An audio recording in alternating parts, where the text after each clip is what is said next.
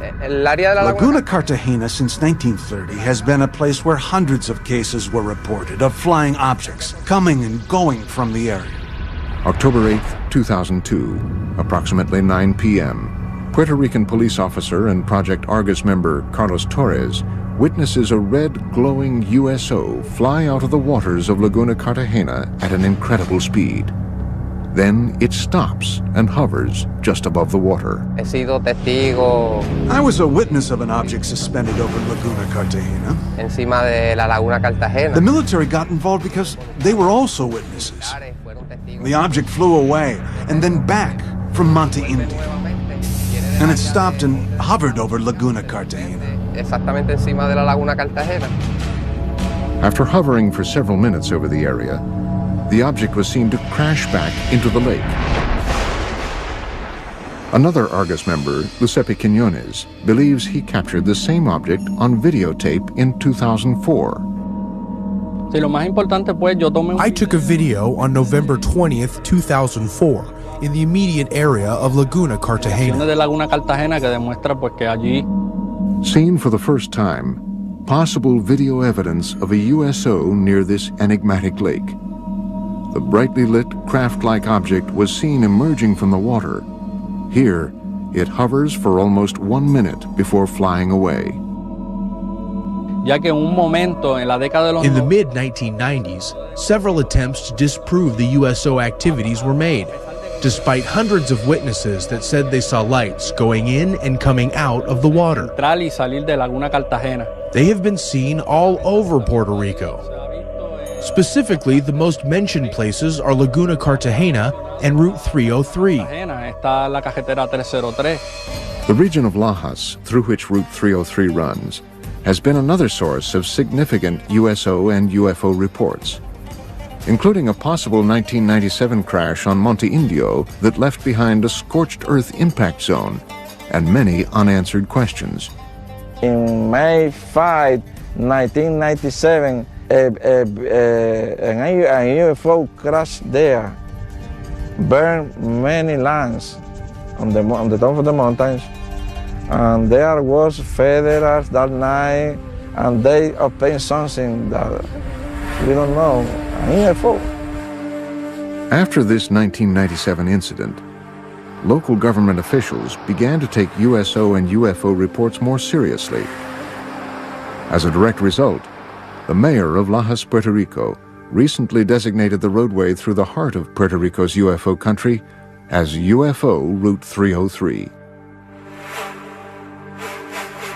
But for now, other USO-related events around the island are far more pressing for experts.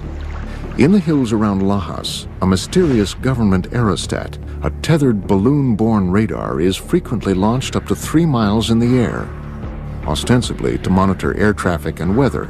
However, USO researchers believe the balloon's real function is actually covert, to observe and record UFO and USO activity. There is a government document in the legislature where a secret investigation was conducted. Not public, but secret, about the USO events in the waters. But the document states that they do not pose any danger to humanity. The volume of USO reports from around this small island have prompted many to speculate that the deep waters directly below the southern tip of the Bermuda Triangle, just offshore, conceal more than USOs. Experts and researchers from around the world believe they possibly obscure a major USO base as well. It is suspected that there's a base between La Paguera in an area near Cabo Rojo. It is also supposedly very deep and cavernous, and it goes as far as Laguna Cartagena. The motive for them coming in and out of the water is so that they are able to enter in one area and come out in a different area in the underwater bases. Could all of these events simply be tied to local mysticism, or perhaps the cultural sway of the Bermuda Triangle? In Puerto Rican culture, the majority of the people here, even though they talk about the chupacabra and the Bermuda Triangle, they do not believe in any of this. Or is there possibly something more. It's a reality. The U.S.Os in Puerto Rico are real. There are hundreds of testimonies and witnesses. It's all real. I think that the UFO phenomenon is real. Here in Puerto Rico, there have been hundreds of cases. That is a reality. Coming up, possible photographic evidence of a U.S.O. exiting the waters of Gulf Breeze, Florida.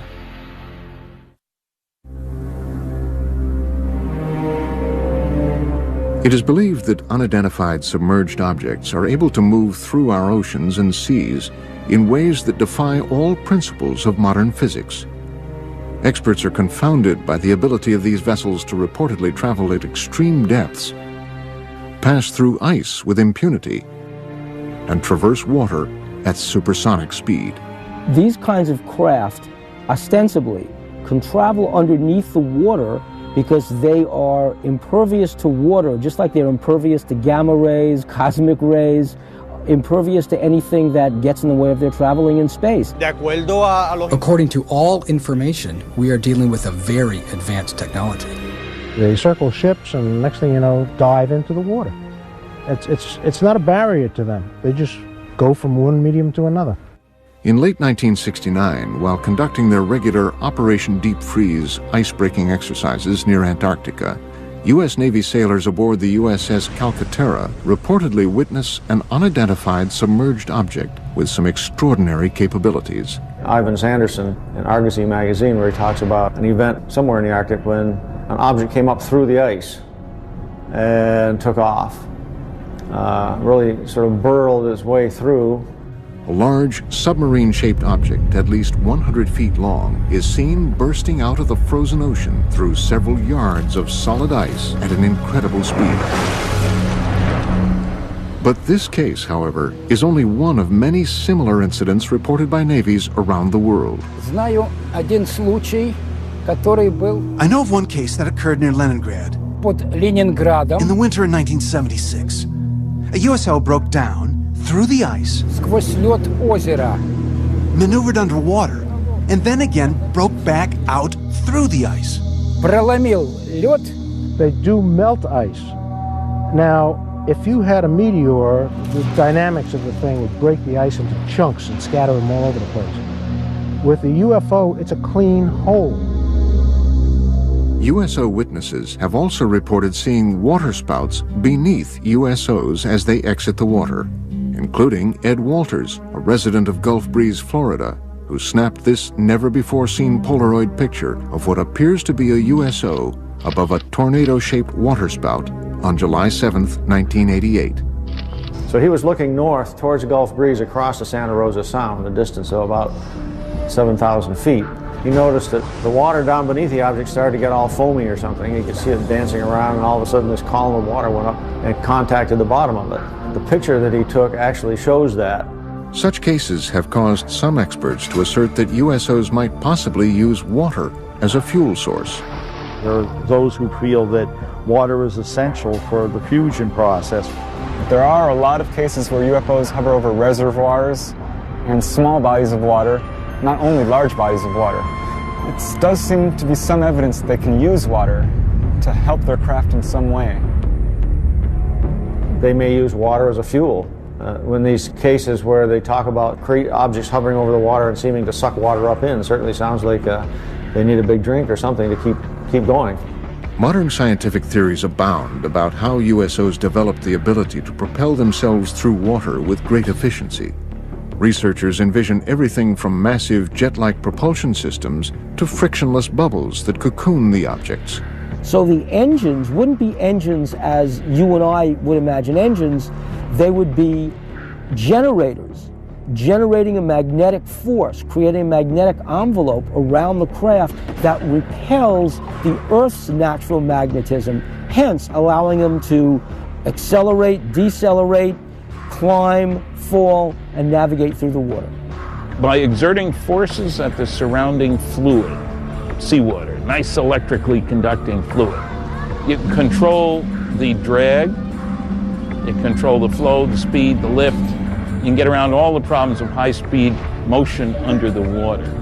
A magneto-aerodynamic system would work similar to the electromagnetic submarine that was successfully tested. An electromagnetic submarine was in fact built and tested by the University of California, Santa Barbara in the mid-1960s. It took advantage of saltwater's natural ability to conduct electricity.